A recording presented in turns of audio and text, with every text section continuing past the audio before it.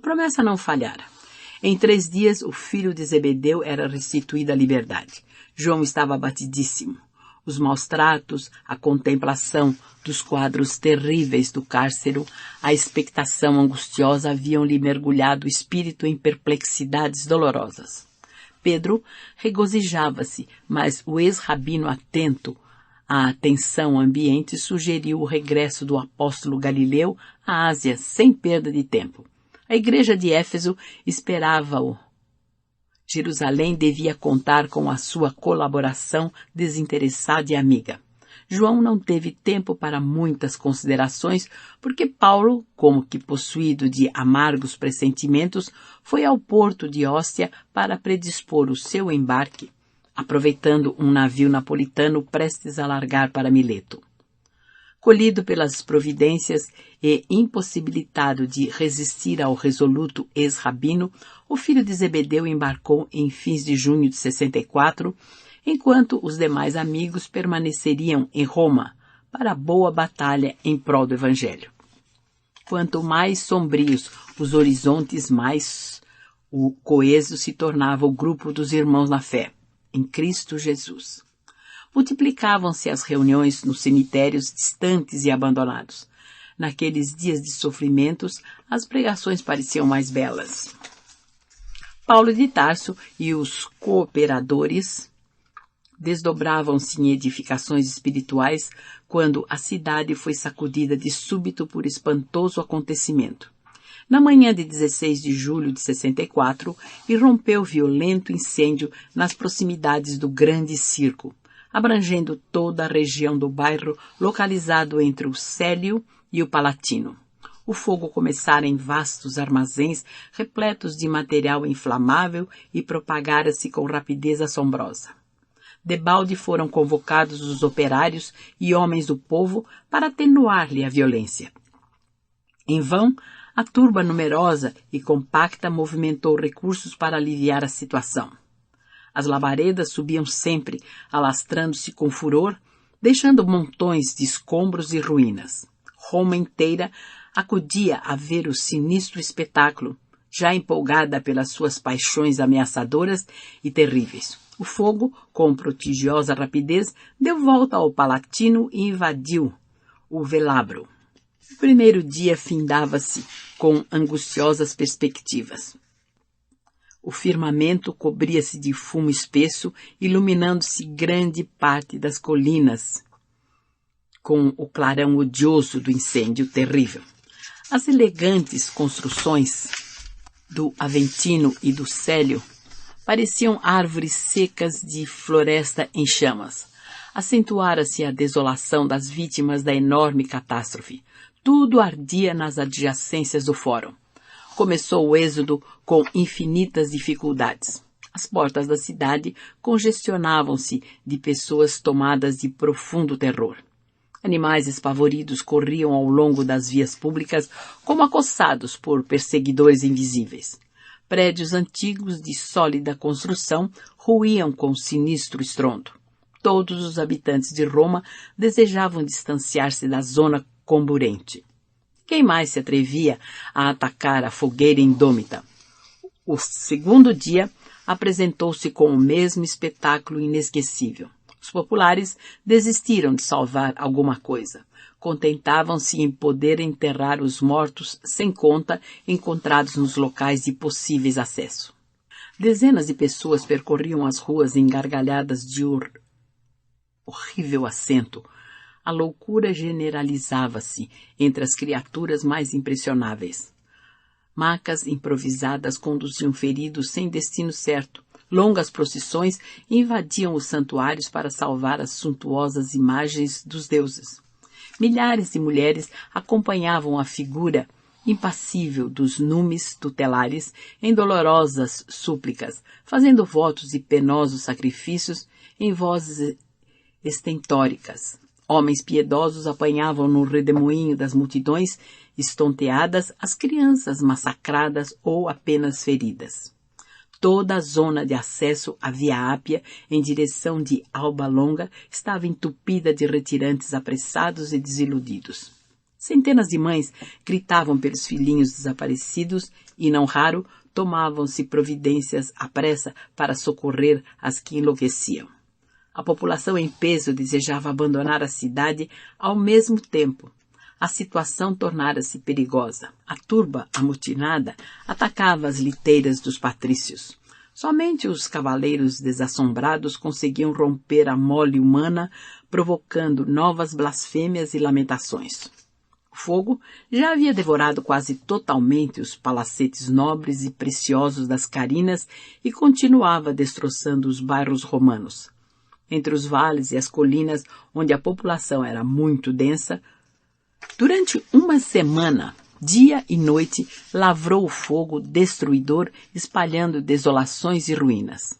Das 14 circunscrições em que se dividia a metrópole imperial, apenas 4 ficaram incólumes. 3 eram uma aluvião de escombros fumegantes e as outras 7 conservavam tão só alguns vestígios dos edifícios mais preciosos.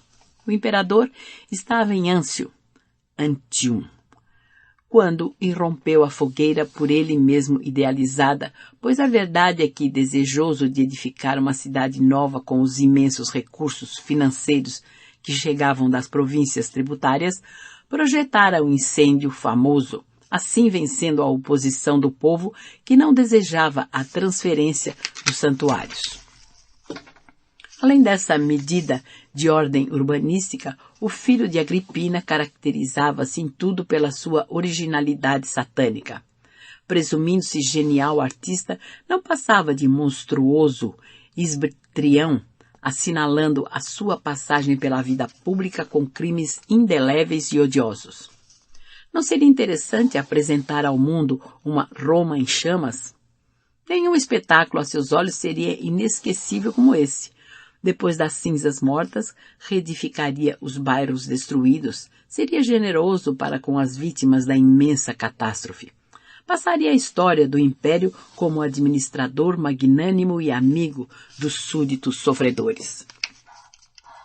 Alimentando tais propósitos, combinou o atentado com os áulicos de sua maior confiança e intimidade, ausentando-se da cidade para não despertar suspeitas no espírito dos políticos mais honestos.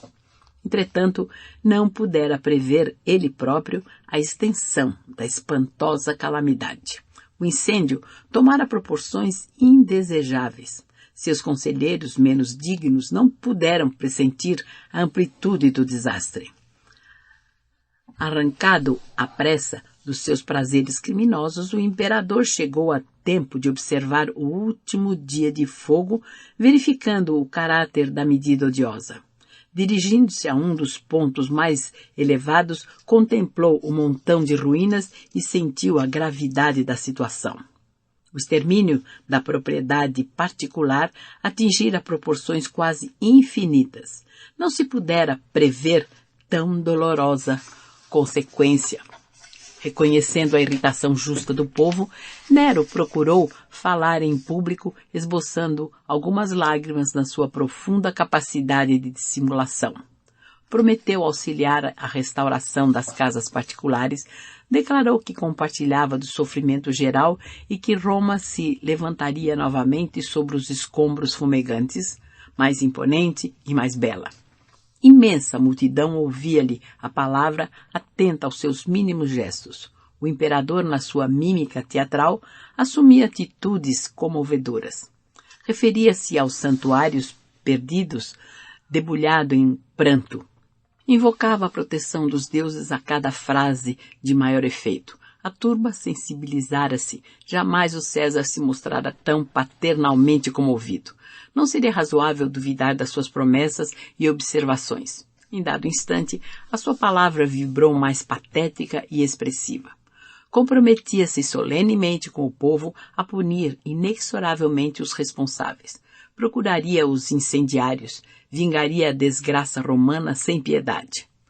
Rogava mesmo a todos os habitantes da cidade cooperassem com ele, procurando e denunciando os culpados. Nesse interim, quando o verbo imperial se tornara mais significativo, notou-se que a massa popular se agitava estranhamente. Maioria esmagadora irmanava-se agora num grito terrível. Cristãos, as feras, as feras. O filho de Agripina encontrara a solução que procurava. Ele que procurava em vão, no espírito superexcitado, as novas vítimas das suas maquinações escrandas, às quais pudesse atribuir a culpa dos sucessos lamentáveis, viu no brado ameaçador da turba uma resposta às próprias cogitações sinistras. Nero conhecia o ódio que o vulgo votava aos seguidores humildes do Nazareno. Os discípulos do Evangelho mantinham-se alheios e superiores aos costumes dissolutos e brutais da época. Não frequentavam os circos, afastavam-se dos templos pagãos, não se prosternavam diante dos ídolos nem aplaudiam as tradições políticas do império. Além disso, pregavam ensinamentos estranhos e pareciam aguardar um novo reino. O grande esbrião do Palatino sentiu uma onda de alegria invadir-lhe os olhos míopes e, com gestos. A escolha do povo romano não poderia ser melhor. Os cristãos deviam ser mesmo os criminosos. Sobre eles deveria cair o gládio vingador. Trocou um olhar inteligente com Tigelino, como a exprimir que haviam apanhado ao acaso a solução imprevista e logo afirmou à massa enfurecida que tomaria providências imediatas para reprimir os abusos e castigar os culpados da catástrofe. Finalmente, que o incêndio seria considerado crime de lesa majestade e sacrilégio para que os castigos também fossem excepcionais. O povo aplaudia freneticamente, antegozando as sensações do circo, com esgares de feras e cânticos de martírio. A nefanda acusação pesou sobre os discípulos de Jesus como fardo hediondo. As primeiras prisões realizaram-se como flagelo maldito. Numerosas famílias refugiaram-se nos cemitérios e nos arredores da cidade meio destruída, receosas dos algozes implacáveis. Praticava-se toda espécie de abusos. Jovens indefesas eram entregues nos cárceres a um instinto feroz de soldados sem entranhas. Anciães respeitáveis conduzidos à enxovia sob algemas e pancadas. Os filhos arrancados do colo maternal entre lágrimas e apelos comovedores. Tempestade sinistra caíra sobre os seguidores do crucificado, que se submetiam a punições injustas de olhos postos no céu. De nada valeram para Nero as ponderações dos patrícios ilustres que ainda cultivavam as tradições de prudência e honestidade. Quanto se aproximavam da autoridade imperial com a valiosa contribuição de alvitres justos, eram declarados suspeitos, agravando a situação. O filho de Agripina e seus áulicos imediatos deliberaram que se oferecesse ao povo o primeiro espetáculo no princípio de agosto de 64, como positiva demonstração das providências oficiais contra os supostos autores do nefando atentado. As demais vítimas, isto é, todos os prisioneiros que chegassem ao cárcere depois da festa inicial, serviriam de ornamento aos futuros regozijos. À medida que a cidade pudesse recompor-se com as novas construções em perspectiva. Para isso, determinara-se a reedificação imediata do grande circo. Antes de atender às próprias necessidades da corte, o imperador desejava as simpatias do povo ignorante e sofredor, alimentando o que pudesse satisfazer seus estranhos caprichos. A primeira carnificina destinada a distrair o ânimo popular foi levada a efeito em jardins imensos, na parte que permanecera imune da destruição, por entre orgias indecorosas de que participaram a